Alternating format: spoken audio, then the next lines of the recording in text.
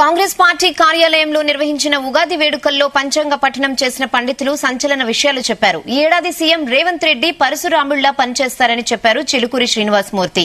సీఎంగా బాధ్యతలు చేపట్టాక అయోధ్యలో బలరాముని విగ్రహ ప్రతిష్ఠ జరగడం ఆయనకి శుభపరిణామమని అన్నారు. అయితే మంత్రుల మరణాలతో కేబినెట్ లో మార్పులు చేయాల్సి వస్తుందన్నారు. ఈ అంశమే ఇప్పుడు తెలంగాణ కాంగ్రెస్ లో కలకలం రేపుతోంది.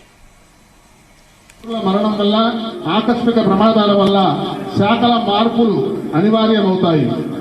ఇరు తెలుగు రాష్ట్రాల్లో కూడా గత ప్రభుత్వంలోని స్కాములు, స్వార్థపూరిత ప్రయోజనాలు ఏవైతే ఉన్నాయో ఈ సంవత్సరం బయటపడతాయి. భూ కబ్జాలు బయటపడతాయి. కొందరు రాజకీయ నేతలు కూడా శిక్షార్హులు అయ్యేటువంటి అవకాశం గోచరిస్తూ ఉన్నది. దీనివల్ల కొంత ప్రజలు ఇబ్బంది పడతారు. అయినప్పటికీ కూడా ప్రముఖ రాజకీయ నాయకులు అనుకోని సంఘటనలచే మృత్యువాత పొందుతారు. కేంద్రంలోనూ రాష్ట్రంలోనూ కూడా జరిగేటటువంటి అవకాశం ఎక్కువగా గోచరిస్తూ ఉన్నది. రాష్ట్ర కేంద్ర మంత్రుల మరణం వల్ల ఆకస్మిక ప్రమాదాల వల్ల శాఖల మార్పులు అనివార్యమవుతాయి. ఇరు తెలుగు రాష్ట్రాల్లో కూడా గత ప్రభుత్వంలోని స్కాములు, స్వార్థపూరిత ప్రయోజనాలు ఏవైతే ఉన్నాయో ఈ సంవత్సరం బయటపడతాయి.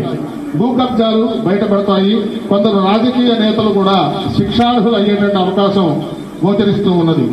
దీనివల్ల కొంత ప్రజలు ఇబ్బంది పడతారు. అయినప్పటికీ కూడా ప్రముఖ రాజకీయ నాయకులు అనుకోని సంఘటనలచే మృత్యువాత పొందుతారు.